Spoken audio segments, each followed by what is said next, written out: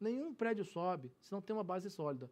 E talvez o mais difícil é você preparar a base. Depois o prédio sobe mais fácil. Pelo menos eu vejo assim. Da sua experiência como professor, inclusive, existem perfis e também fases na vida de cada aluno, de cada estudante? Por exemplo, alguém que tem um determinado perfil, o professor já falou sobre isso, inclusive no nosso debate de hoje, é daquele aluno que ele já define muitas vezes, se for possível, que ele quer fazer concurso público lá atrás. É o ideal. Aliás, ele tem sorte se ele já conseguir definir isso e realmente seguir, né? É o ideal. Nem sempre acontece. Nem sempre acontece. Mas é possível se reparar na diferença do perfil de cada aluno, assim, às vezes até olhando assim, não, ele parece que tem um determinado perfil. Na faculdade, não. Eu percebo um perfil muito grande do aluno na faculdade e o aluno na preparação para concurso público. Na faculdade, pela imaturidade, repito, imaturidade não é no sentido ruim da palavra, é na falta de experiência profissional. Você está começando um estudo ali, é uma coisa. E eu vejo outra situação no concurso público. Você, de repente, na faculdade, não vê tanto empenho. É claro que metade da turma empenhada, dedicada. Agora, metade tem um pouco menos de comprometimento, podemos dizer assim. Já no concurso público, não. Concurso público, você pode ter certeza. Eu, em sala de aula, eu espirro, a pessoa anota o meu espirro. Porque a pessoa, muitas vezes ali, Carlos Eduardo, ela está focando a vida dele naquilo ali. Isso eu consigo perceber. Você imagine, por exemplo, eu dou aula tanto para quem é formado em Direito, curso para juiz, promotor, como eu dou aula para quem não é formado, nunca viu direito na vida. Analista, técnico de um tribunal, teve prova do MPU agora. Às vezes, a pessoa nunca fez direito na vida e ele trabalha numa empresa, tem 50 anos de idade, foi demitido. E não tem perspectiva de conseguir outra coisa. Qual a única solução que se apresenta para ele? Vou pegar meu seguro-desemprego, vou investir num cursinho preparatório, vou comprar livro e vou fazer o concurso público para passar concurso público a ter estabilidade. Eu percebo claramente algumas pessoas em sala de aula que estão encarando aquilo ali, a vida dele está jogada ali. Por isso que eu não admito um professor que desrespeite um aluno. Porque você não sabe a história que está por trás daquela pessoa. Você não sabe a história que está... Às vezes a pessoa está colocando a vida dele ali. E o mínimo que você pode fazer é respeito. Saber Direito Debate, lembrando que você pode, inclusive, além de acompanhar as aulas durante a semana, o professor Tiago Godoy falou a respeito de teoria geral dos contratos, daqui a pouco vamos falar, inclusive, no próximo bloco sobre esse tema especificamente. Saber Direito Debate está de volta. Estamos conversando hoje com o professor Tiago Godoy. Você acompanhou as aulas durante a semana sobre teoria geral dos contratos. Daqui a pouco a gente fala, inclusive, a respeito deste tema. Nós estamos vendo com o professor alguns temas relacionados à realidade da vida profissional, inclusive na própria escolha sobre o magistério, que perguntamos para ele no segundo bloco do nosso programa de hoje. E aqui eu faço uma pergunta a respeito também desta opção profissional, a respeito de um mercado específico, porque o professor bem disse que já trabalhou, nos contou inclusive como foi esta ida para a atividade do magistério especificamente, mas hoje se dedica a um campo específico do ensino, que é a preparação para concursos. Existe diferença no perfil dos alunos da faculdade e dos alunos que se preparam para concursos? Não só no perfil, mas na atuação do próprio professor. Hoje, o professor de concurso público é um especialista nisso. Cada vez mais o mercado exige especialização do professor no concurso público. Eu recebi um convite, estou escrevendo um livro agora, que vai ficar pronto no ano que vem pela Editora Método, em que eu escrevo um livro próprio para concurso público. A pessoa, Carlos Eduardo, tem que estudar diversas matérias. Então, você não pode fazer um livro acadêmico para uma preparação de concurso público. Você tem que fazer um livro para que a pessoa passe, para treinar a pessoa abordando as questões que são cobradas em concurso público, as pegadinhas, o perfil das provas, dar o conteúdo direcionado para concurso público. Hoje a realidade é essa.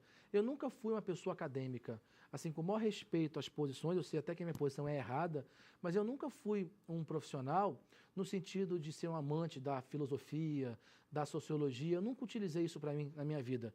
Repito, eu estou errado, é muito importante, mas isso é uma coisa pessoal, eu nunca utilizei, nunca gostei, nunca me atraiu. Eu dava aula em faculdade, mas eu era um professor de concurso público. Porque eu lhe perguntava na sala de aula, quem quer concurso público? 90% levantava a mão e falava, eu quero concurso público.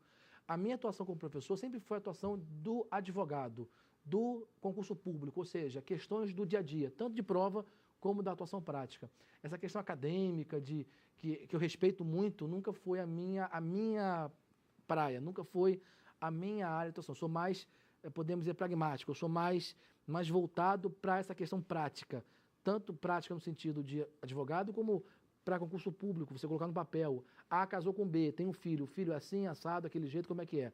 Você colocar diretamente como vai ser cobrado uma prova. Isso a gente não volta um pouquinho àquela questão do primeiro bloco do programa de hoje, ou seja, as questões, nossas afinidades pessoais, elas ditam um pouco como vamos encarar a nossa atuação? Sem dúvida, isso aqui, eu tenho consciência. Quando eu chego para um profissional da área e falo assim, pô, eu não gosto muito de sociologia, mas é fundamental para você. Eu não usei. Eu estou errado, eu sofro críticas e reconheço o meu erro, mas nunca foi muito a minha área, não. Eu sou mais direto, mais técnico para uma prova. A palavra que eu procurava era essa, técnico, para uma prova ou para o advogado. Eu sempre foquei minha atuação de professor nessa forma. Eu estou escrevendo um livro agora, que adianta eu escrever uma coleção abordando coisas que não vão ser cobradas em prova no concurso público. O candidato não vai ler, porque ele tem muita coisa para ler, são muitas matérias. Programas de 8 livros de direito civil. É muito difícil. Você não pode ficar no resumo. Os alunos têm mania disso. Não pode ficar em resumo. Agora, é complicado, eu reconheço, livros muito extensos. O concursando, ele procura livros específicos, especializados, voltados para a área. Eu estou tentando fazer isso. Ano que vem sai alguma coisa nesse sentido. Agora, o professor falou uma coisa interessante. Direciona justamente, fala a respeito do direcionamento específico, mas o professor manifestou um ponto interessante. Mas não defende os resumos. O professor condena. Eu sou absolutamente contra resumos. Eu, na faculdade, muito comum, dia da prova, chega o aluno com um livro de resumo, que você vê que está estudando em cima da hora para fazer a prova.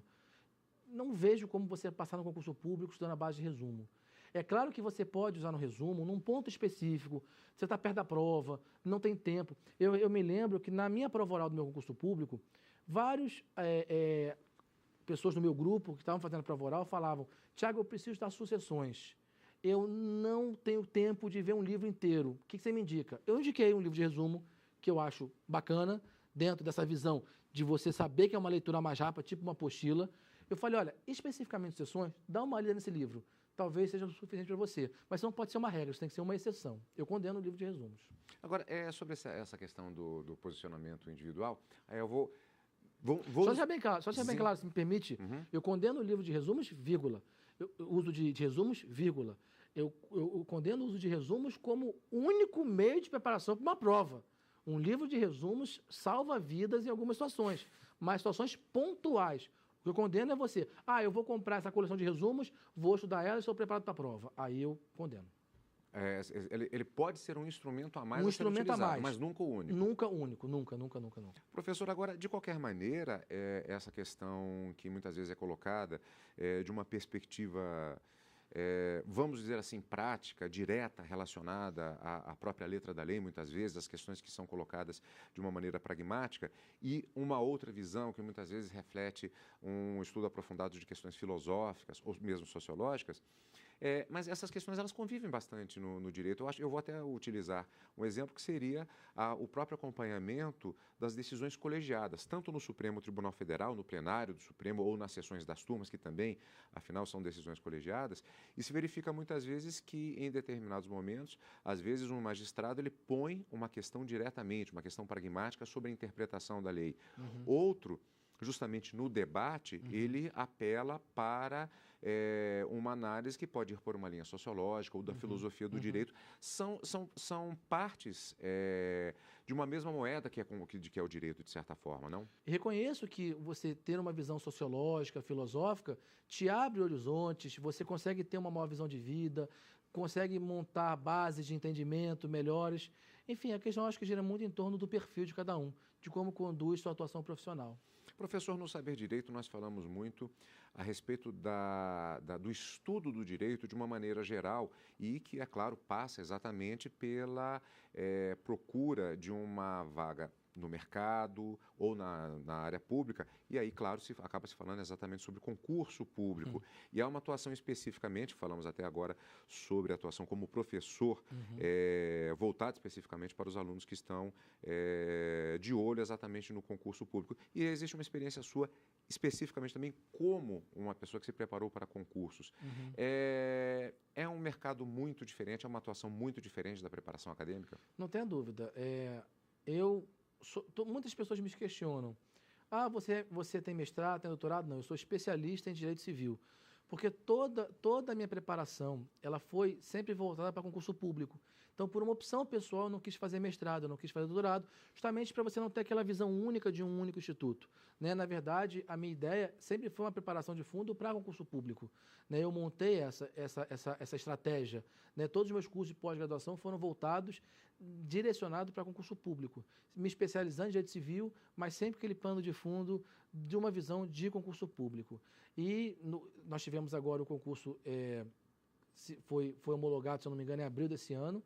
Foi homologado, a prova oral foi em março, deve ter sido homologado em abril, o concurso de promotor de justiça do Estado de Pernambuco, em que eu tive a felicidade de ser aprovado. Quanto tempo de concurso, por sinal? Carlos Eduardo, esse é um assunto tormentoso, porque, na verdade, essa minha experiência me mostrou que quando sai a lista de aprovados, o concurso não termina. Hoje em dia, lamentavelmente, tem se tornado uma regra, chuvas de mandato de segurança para tentar anular os concursos públicos. E você que senta, faz uma prova, se dedica uma vida para isso, faz o seu melhor e consegue sucesso, você começa a ver escorrer pelas suas mãos o que você conquistou legitimamente. Para você ter uma ideia, o meu concurso, o edital, é do primeiro semestre de 2008. Só terminou agora, ou seja, 2 anos e meio de concurso. Na verdade, nós tivemos um concurso de 180 vagas, mais ou menos. No edital tinha 15 vagas, mas como a carência de promotor em Pernambuco é muito grande, são 180 cargos vagos, cerca de um pouco menos, quase 10 mil candidatos se inscreveram para essa prova. O MP de Pernambuco é bem visto nacionalmente, quase 10 mil inscritos, 180 vagas e nós só passamos 83 pessoas. E quando saiu a lista para a prova oral, os problemas começaram. Na verdade, 2 problemas aconteceram. No primeiro momento, como houve um número bastante significativo de reprovados, num primeiro momento, o concurso foi bombardeado com uma série de alegações infundadas e não provadas, tentando anular o concurso público. Houve briga judicial, houve briga extrajudicial, e aí eu falo Conselho Superior do Ministério Público de Pernambuco, Conselho Nacional do Ministério Público aqui em Brasília. Nós só mantivemos esse concurso, só chegou até o final, pela força do grupo. Nós somos, e agora eu falo com vocês, nós somos 83 aprovados no concurso de promotor de justiça. E nós só chegamos ao fim do concurso porque nós nos unimos enquanto grupo.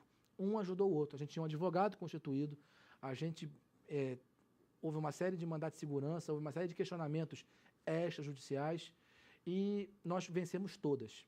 Num segundo momento, até depois que nós vencemos as supostas alegações não provadas, em grau de recurso, contrariando a Fundação Carlos Chagas, que elaborou o concurso, que em grau de recurso não alterou a nota de ninguém, a presidente da comissão incluiu 77 aprovados junto com os 83. E foi considerado indevido isso porque foi sem qualquer justificativa.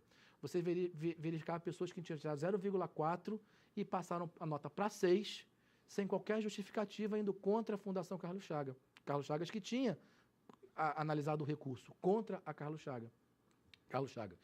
E começou-se uma nova batalha judicial e extrajudicial no sentido de retirar, porque nós, enquanto aprovados originais, nós não queríamos que isso acontecesse. Nós nos unimos para combater isso e restaurar a legalidade.